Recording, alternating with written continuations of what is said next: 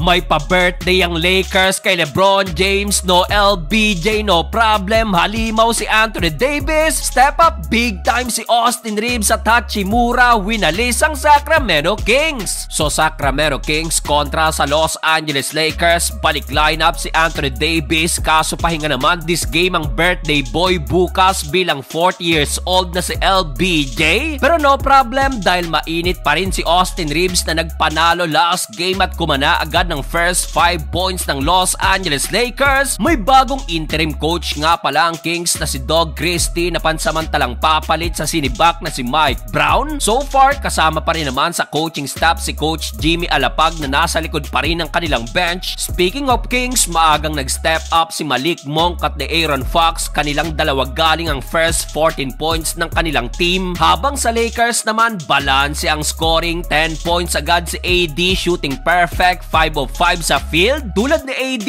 nagtala din ng 10 points si Austin Reeves, shooting 4 of 5, 7 points naman si Rui at 6 points si Max Christie. Off the bench, kumana rin ng combined 7 points si Dalton Knecht at D'Lo, kaya natapos ang unang quarter, abante ng 9-point lead ang Lakers, 40-31. Second quarter nang biglang mapa-take over si DeMar DeRozan sa opensa ng Kings matapos kumana ng napakainit na 10 straight points. On fire si DeRozan pero to the rescue naman ang back-to-back 3-pointer ni Rui Hachimura at Dalton Knecht. In transition, showtime ang Kings, alley-oop dunk Malik Monk to Ellis. Nasundan pa yan ng one-handed dunk ni Keegan Murray at dito tumabla ng Sacramento Kings sa All-51. Nabasag na lang run na yan sa end 1 na to ni Anthony Davis pero back and forth nang naging laban. Tinapos ni De'Aaron Fox ang second half sa kanyang putback at dito na nakalamang ang Sacramento Kings 66-65. Start of the third quarter na natiling mainit ang palitan ng basket. Wing 3-pointer ni Austin Reeves, burado agad ng wing 3-pointer ni Domantas Sabonis. Mid-range jumper naman ni Anthony Davis, burado rin ng mid-range J ni DeMar DeRozan. Rui Hachimura naman, pinagpagan depensa ni DeRozan and one na nasundan pa ng another and one ni Austin Reeves. Grabe tong dalawa na to, take over si Rui at Reeves na meron ng parehong 21 points, 4 of 4 sa 3 si Rui at 8 of 10 naman sa field si AR-15. Dahil dyan under 7 minutes, palo na naman ang lamang ng Lakers sa double digit. Problema pa ng Sacramento Kings dahil nasungkit pa ng maaga ni Domantas Sabonis ang kanyang 5th personal foul. Kaya naman heto't naghalimaw na si AD sa painted area, alley-oop dunk na nasundan pa ng wing 3-pointer. Almost triple-double na si Anthony Davis with 28 points, 13 rebounds at 7 assists at natapos ang third period. Tambak malalang Sacramento Kings 90-107. Fourth and final quarter na natiling mainit pa rin ang Lakers. Dalton Knecht sinarado na sa 20 ang tambak sa kanyang corner 3-pointer. Pero matapos yan, heto na at nakagawa pa ng massive run ng Sacramento Kings na pinanguna ni De'Aaron Fox. Under 7 minutes, burado na ang tambak. Baba na lang yan sa single digit. Buti na lang at to the rescue ang rookie na si Dalton Knecht sa kanyang back-to-back basket, including itong napakagandang play nila ni Austin Reeves, baseline 200 slam dunk. Good thing pa para sa Lakers dahil graduate na rin ang inabot ni Domantas Sabonis. Yun nga lang, patuloy pa rin ang paghabol ng Kings at sa layup na to din De'Aaron Fox under 3-minute mark. Baba ulit yan sa 6, 117-123. Pero heto na ang pandiin ng Lakers, ika-16 assist ni Austin Reeves to Max Christie, corner 3-pointer. Nasundan pa yan ng big-time layup ni AR-15 at sa huli heto't nasweep ng Lakers ang Kings ngayong season with 4-0 win-loss record. Panalo ang Los Angeles Lakers.